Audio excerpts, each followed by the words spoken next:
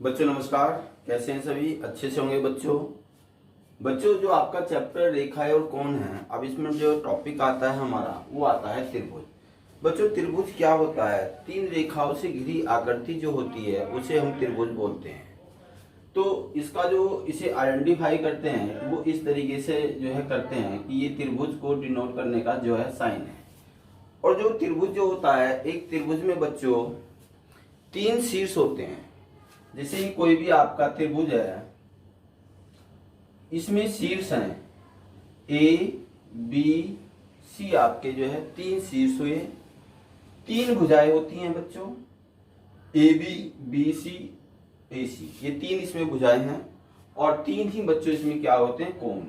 एक ये कोण है, एक ये बी है और ये सी कोण। तो एक त्रिभुज एक ऐसी आकृति जो तीन रेखाओं से घिरी होती है उसे हम त्रिभुज बोलते हैं। और उसमें तीन शीर्ष, तीन भुजाएं और तीन कोण जो है आपके होते हैं। अब त्रिभुज के जो प्रकार क्या होते हैं, देखिए भुजाओं के आधार पर त्रिभुज बच्चों तीन प्रकार के होते हैं। एक होता है समबाहु त्रिभुज। समबाहु त्रिभुज कौन सा होता है? जिसमें जो है तीनों भुजाएं जो है बराबर होती हैं, उसे हम समबाहु त्रिभुज बोलते हैं।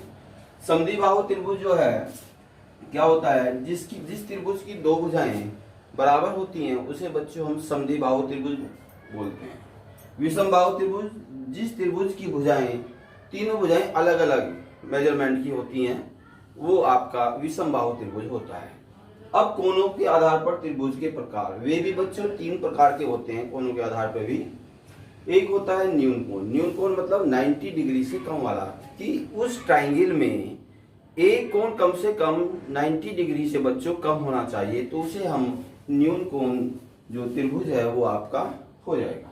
समकोण त्रिभुज, एक कोण कम से कम 90 डिग्री का उसके अंदर होना चाहिए, तो वो आपका समकोण त्रिभुज आपका होगा। अधिकोण त्रिभुज, अगर किसी त्रिभुज के अंदर एक कोण 90 डिग्री से बड़ा होता है और 180 से छोटा होता है तो वो आपका अधिकोण त्रिभुज होता है। अब बच्चों मैं आपको बता देना चाहता हूँ इसमें जो आपका जो चैप्टर है, जो इसमें एक्सरसाइज आने वाली है, तो उसमें जो है त्रिभुज के प्रकार जो है भुजाओं के आधार पर, कोणों के आधार पर इनकी आवश्यकता पड़ेगी। तो इनकी जो कॉपी आपकी जो टेक्स्ट बुक है उसमें भी बच्चों उसमें दिया गया है, तो उसे भी आप अच्छी प्रकार से उसमें रीड करेंगे। एक होती है माध्यिका। क्या होती है? जब त्रिभुज के मध्य बिंदु को हम शीर्ष और भुजा के मध्य बिंदु को मिलाते हैं इस तरीके से, ठीक है, ये और ये एक ही बिंदु से हो जाते हैं और इसे जो है हम जी से बच्चों डिनोट करते हैं, तो ये आपकी क्या कहलाती है? माध्यिका कहलाती है। और इसमें जो है एजी रेशो, और इसे आप अगर डी कह दें जीडी, तो ये 2 रेशो बच्चों 1 आपका इसमें रेशो होता है। शीर्ष लंब क्या होता है? जब कोई भी बच्चों त्रिभुज होता है और उस त्रिभुज में शीर्ष से जो है लंब डाले जाते हैं, ठीक है, ये इस तरीके से लंब है, ये 90 का है, ये 90 का है, 90 का है, ठीक है, तो ये आपका बच्चों शीर्ष लंब कहलाता है। और अंतः केंद्र क्या होता है? जब कोई भी त्रिभुज होता है और त्रिभुज के जब कोणों के अर्धक हम करते हैं, इस कोण का अर्धक किया और इस कोण का अर्धक किया, ठीक है, जहां पे एक दूसरे को काट रहे हैं और इन्हें आगे ऐसे बढ़ा सकते हैं बच्चों, और ये जो है ओ आई बोल दीजिए इसे, और ये डिस्टेंस इसमें ले लेते हैं, और जो इसके अंदर जो सर्कल हम ड्रॉ करते हैं वो जो है इनकी जो है जो त्रिभुज की जो साइड्स हैं इनसे होकर जाता है, इनको टच करके हुए जाता है, तो अंतः केंद्र होता है। परिकेंद्र क्या होता है? परिकेंद्र में बच्चों जब एक वृत्त जो है, जब एक वृत्त त्रिभुज के तीनों शीर्षों को टच करता हुआ जाता है तो वृत्त का केंद्र जो है जहां पे भी होगा वो इसका जो है परिकेंद्र बच्चों कहलाएगा। एक बच्चों जो है थ्योरम आती है कि सिद्ध कीजिए कि एक त्रिभुज के सभी कोणों का योग 180 डिग्री होता है। किस बहुत इंपॉर्टेंट थ्योरम है ये, इसे किस प्रकार से हम करते हैं? देखिए इसे करने के लिए बच्चों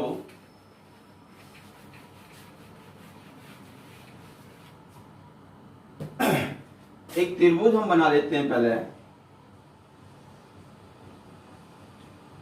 और ये त्रिभुज बच्चों ए बी सी है, और ए से जाती हुई और बी के समांतर हम एक लाइन जो है बच्चों इसमें ड्रॉ करते हैं, और हम यहाँ कोनों के नाम जो है बच्चों दे देते हैं, जैसे 1 2 3 4 5।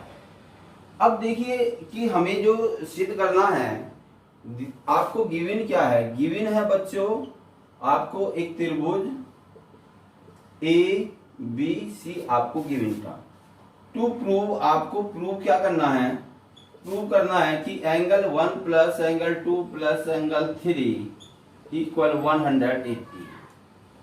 प्रूव, पहले इसमें कंस्ट्रक्शंस कर लीजिए। कंस्ट्रक्शन बच्चों क्या है इसकी, कंस्ट्रक्शन है कि ए से जाती हुई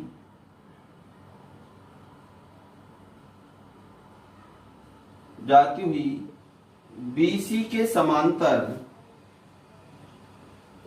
रेखा, इसे आप PQ बोल दो, PQ खींचिए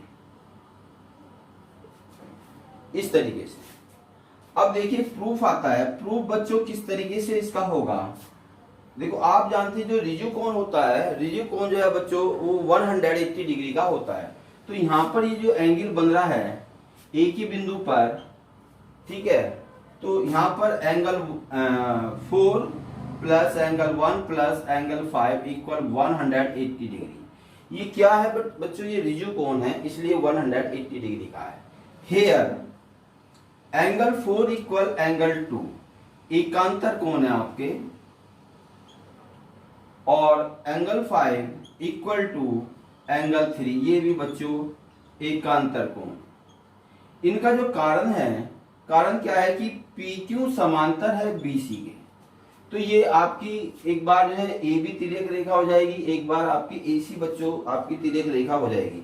अब ये जो वैल्यू है, जो इक्वेशन ये आई है आपकी, इसमें इसको पुट कर दीजिए। एंगल 4 किसके इक्वल है, एंगल 2 के, प्लस एंगल 1 ये रहने दीजिए क्योंकि ये इस त्रिभुज में आ रहा है, और एंगल 5 जो है एंगल 3 के इक्वल 180 डिग्री। तो बच्चों यहाँ पर angle 1 plus angle 2 plus angle 3 equal to 180 degree आ गया। अतः हम कह सकते हैं कि त्रिभुज के तीनों अंतःकोणों का योग 180 डिग्री होता है। तो इस प्रकार के और भी क्वेश्चंस आपके बुक में बच्चों दिए गए हैं, उन्हें आपको सॉल्व करना है। अगर कोई दिक्कत आती है तो मुझे आप कॉल कर सकते हैं। Thank you.